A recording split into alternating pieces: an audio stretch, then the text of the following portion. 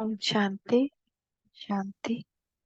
तो आज का है विश्व महाराजन बनने वालों को विश्व कल्याणकारी स्टेज। बाप दादा हमको आज बता रहे हैं कि हम जो विश्व महाराजन बनने वाले हैं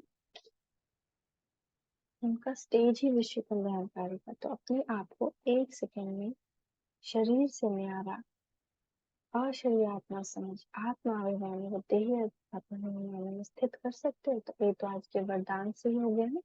स्व स्व शासक बनना है, कर्मेंद्रिय जीत बनना है, स्वराज्य अधिकारी बनना है। तो जब तक हम स्वराज्य अधिकारी नहीं होंगे मन बुद्धि को कहीं भी टिका नहीं सकते। करना चाहेंगे योग और लगेगा मन इधर उधर की बातें आने लगी, फोर्स से आने लगी। वो माया का काम है।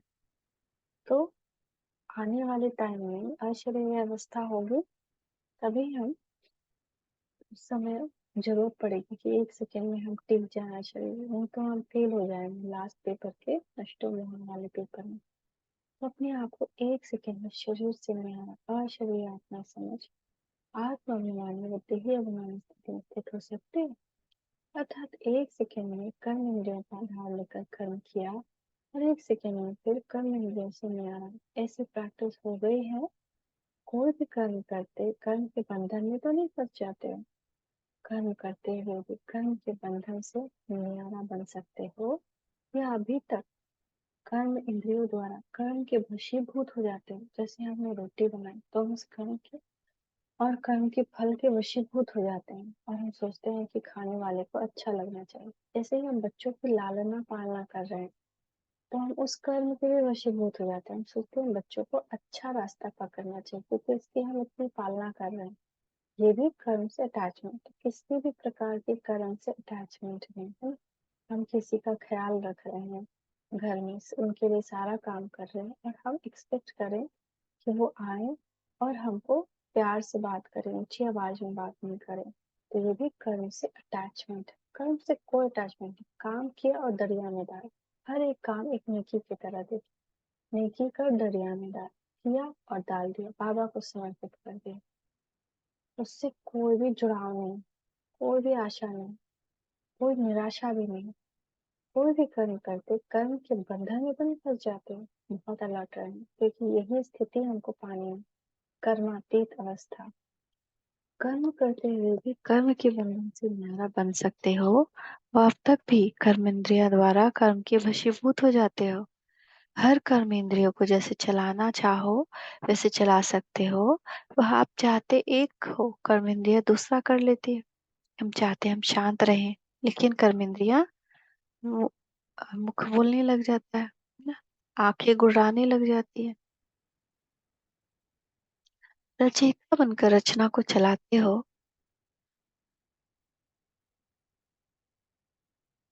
जैसे और कोई भी जड़ वस्तु का चैतन्य आत्मा व चैतन्य मनुष्य आत्मा जैसा चाहे वैसा रूप दे सकती है और जैसे चाहे वैसे कर्तव्य में लगा सकती है, जिस जहाँ चाहे वहां रख सकती है। परंतु जड़ वस्तु चैतन्य के वश में है। चैतन्य आत्मा जैसे चलाना चाहे वैसे नहीं चल सकती है।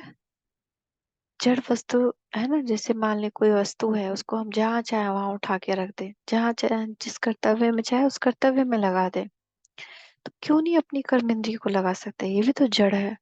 तो जैसे जड़ वस्तु को किसी भी रूप में परिवर्तन कर सकते हो, वैसे कर्म इंद्रियों को भी विकारी से निर्विकारी व विकारों के वश आग में जले हुए कर्म इंद्रियों को शीतलता में नहीं ला सकते हो।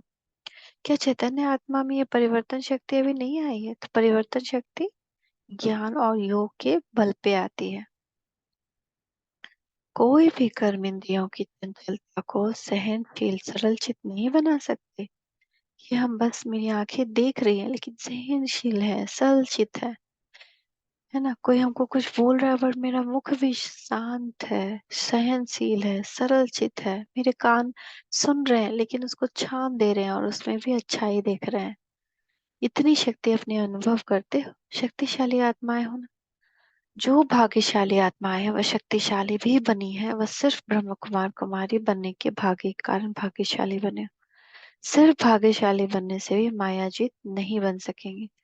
भाग्यशाली के साथ साथ शक्तिशाली भी बनना है, दोनों अनुभव होता है।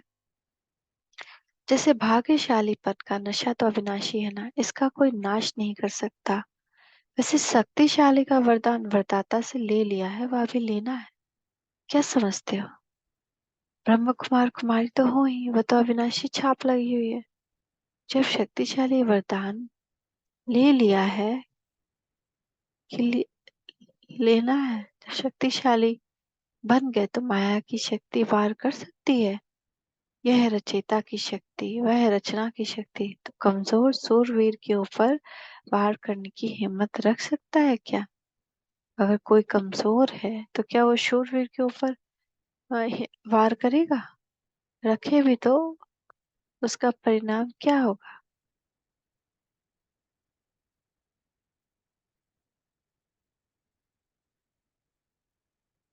रखे भी तो हाँ, विजयी कौन बनेगा? शूरवीर। तो रचयिता की शक्ति महान है, फिर माया का वार कैसे हो सकता है? वह माया से हार कैसे हो सकती है? जब अपने को शक्तिशाली नहीं समझते हो, सदा काल शक्तिशाली स्थिति में स्मृति में स्थित नहीं होता, तब हार होती है। हम समान की सीट से नीचे उतर जाते हैं। मैं मास्टर सर्व शक्तिशाली आत्मा हूँ, इस रियलाइजेशन में रहे तो माया भार नहीं कर सकती। जहाँ हम भूलते हैं, देह अभिमान में आते हैं, माया भार करते हैं।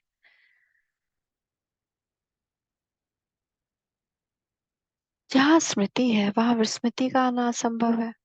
जिस दिन के समय रात का होना, जैसे दिन के समय रात का होना संभव है, ऐसे अपने को बनाया है वो अब तक संभव है। कभी भी माया का कोई वार नहीं होगा। ऐसे अविनाशी निश्चय बुद्धि हो गए हो, संकल्प में भी कब यह न आए कि माया कब हार खिला भी सकती है। ऐसे बन गए हो, वह अभी माया आएगी तो युद्ध करके विजय प्राप्त करेंगे। अब इसको भी समाप्त करना, अब युद्ध नहीं होना चाहिए। इतनी शक्तिशाली बन जाए कि माया आने का ही नाम न ले। जबकि दुनिया वालों को संदेश देते हो कि अब बहुत थोड़ा समय रह गया, तो क्या ये थोड़ा थोड़ा समय युद्ध करने की स्टेज में युद्ध करने वाले चंद्रवंशी स्टेज समाप्त कर सूर्यवंशी स्टेज नहीं बना सकते हो? सूर्यवंशी अर्थात ज्ञान सूर्य की स्टेज।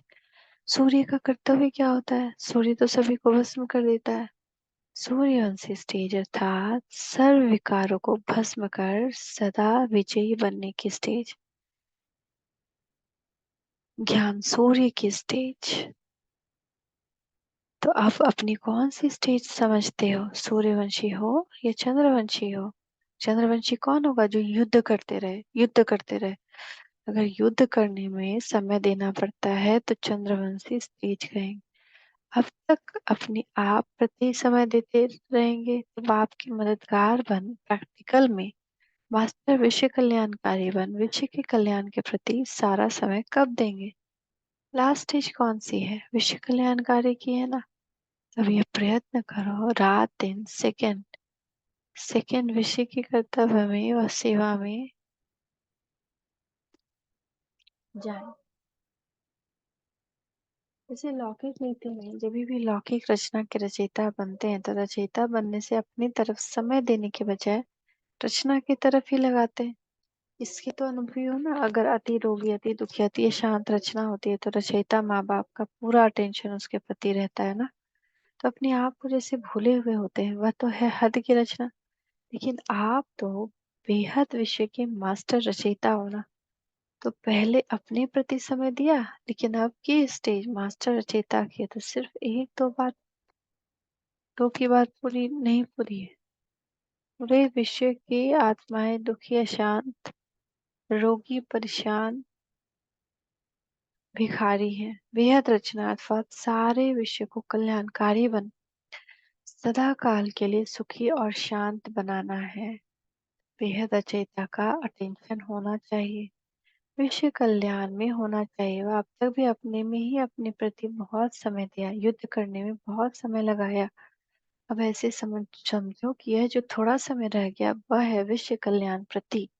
भक्ति मार्ग में जो महादानी कल्याणकारी वृत्ति वाले सेवाधारी होते हैं, वो कोई भी दान अपने प्रति नहीं करेंगे, सर्व आत्माओं प्रति ही संकल्प करेंगे। तो यह ऋषि रीति रसम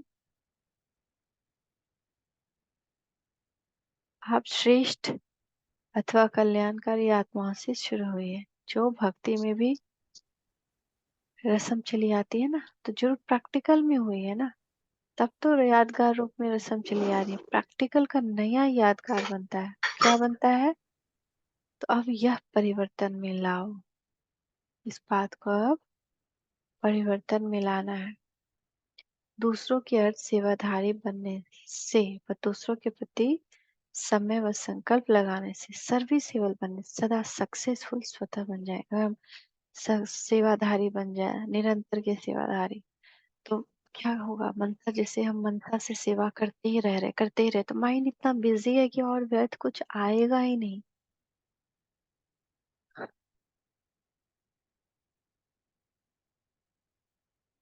क्योंकि अनेक आत्माओं को सुखी व शांत बनाने के रिटर्न में प्रत्यक्ष फल के रूप में स्वतः ही प्राप्त हो जाता है।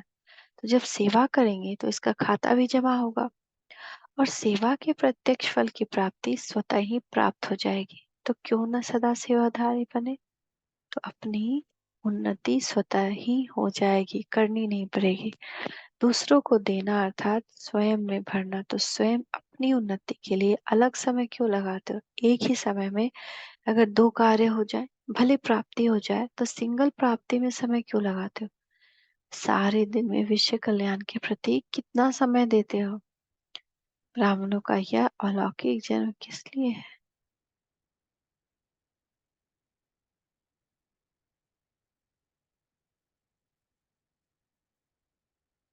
तो बाबा कह रहे हैं कि सिर्फ तुम इतना ही करो ना कि विश्व कल्याण के प्रति अपना समय लगा दो, फिर तुमको खुद ही खुद सब कुछ मिल जाएगा, क्योंकि वो पुण्य का खाता जमा होगा ना। तो बाबा बोल रहे हैं, सारे दिन में विश्व कल्याण के प्रति कितना समय देते हो? क्या आप 5 मिनट भी मनसा वाचा या कुछ कर्मणा विश्व कल्याण के प्रति करते हैं? ब्राह्मणों का यह अलौकिक जन्म ही किस लिए है? विश्व कल्याण अर्थ ना। तो जिस प्रति जन्म है वो कर्म क्यों नहीं करते हैं? जैसे देखो, जिस कुल में जन्म लेते हैं उस कुल के संस्कार छोटे जन्म से लेते हैं। छोटेपन में माँ बाप को देखते हुए उस संस्कार, कार्य के संस्कार को स्वतः ही उसमें इमर्ज हो जाता है ना। छोटा बच्चा अगर माँ बाप को देखता है तो वो भी वही कार्य करने लगता है। तो अब जन्म ही ब्रह्म कुमारी का है, तो जो बाप का कर्तव्य स्वतः ही बच्चों का संस्कार होने चाहिए। जैसे साकार बाप को प्रत्यक्ष रूप में देखा तो रात की नींद का समय अथवा अपने शरीर को रेस्ट का समय भी ज्यादा कहाँ देते थे। विश्व कल्याण के कर्तव्य में सब आत्माओं के प्रति कल्याण प्रति, न कि अपने प्रति। तो रात रात भर ब्रह्मा बाबा जागकर सब आत्माओं को सकाश देते थे। किसी के बारे में भी खबर सुनते थे तो उस प्रति भी सकाश देते थे। तो वाणी द्वारा भी सदा सदा विश्व कल्याण के संकल्प ही करते थे। इसको कहा जाता है विश्व कल्याणकारी। तो ये मन के विघ्नों से युद्ध करने में ही समय देना, ये तो अपने प्रति व्यर्थ समय देना हुआ ना। इसको आवश्यक नहीं कहेंगे, व्यर्थ कहेंगे। बाप ने आवश्यक समय भी कल्याण प्रति दिया और बच्चे व्यर्थ समय में अपने प्रति लगाते रहे तो फॉलो फादर हुआ। बाप समान बनना है ना, तो सदा ये चेक करो कि ज्यादा से ज्यादा तो क्या, लेकिन सदा ही समय संकल्प विश्व कल्याण प्रति लगाते हैं। ऐसे सदा विश्व कल्याण के निमित्त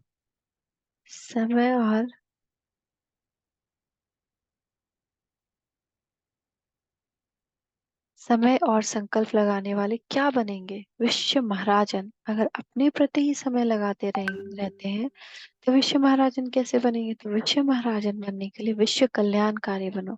जब इतने बिजी हो जाएंगे तो क्या व्यर्थ समर संकल्प आएगा? व्यर्थ स्वतः ही समाप्त हो जाएगा और सदा समर संकल्प चलेंगे। सदा विश्व सेवा में समय लगेगा। इस स्टेज के आगे छोटी छोटी बातों में समय देना और बुद्धि की शक्ति व्यर्थ गवाना क्या बचपन का खेल नहीं लगता? आप इतने समझदार तो हो गए कि हम समझ सके। बचपन तो नहीं है, बचपन के खेल क्यों करे फिर? तो लौकिक रीति में भी रचयिता हद के ब्रह्मा बनते हैं, विष्णु भी बनते हैं, लेकिन शंकर नहीं बनते। ऐसे ही हद की स्थिति में रहने वाले भी व्यर्थ संकल्पों की रचना बनकर पालनहार भी बनते हैं, लेकिन विनाशकारी नहीं बन सकते। क्योंकि हद की स्थिति में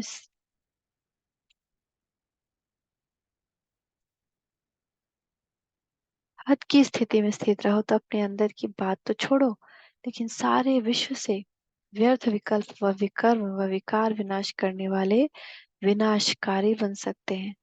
लास्ट स्टेज है विनाशकारी। विनाशकारी तब बनेंगे जब कल्याणकारी बनेंगे। ऐसी स्थिति है ना, हद को अब छोड़ चुके हो ना। अच्छा, ऐसे सदा विश्व कल्याणकारी स्मृति और सेवा में रहने वाली महान आत्माओं को नमस्ते। हम बच्चों का भी कल्याणकारी शिव पिता परमात्मा बाप दादा को याद प्यार। गुड मॉर्निंग, नमस्ते पापा, नमस्ते, शुक्रिया बाबा, शुक्रिया। ओम शांति, ओम शांति, ओम शांति।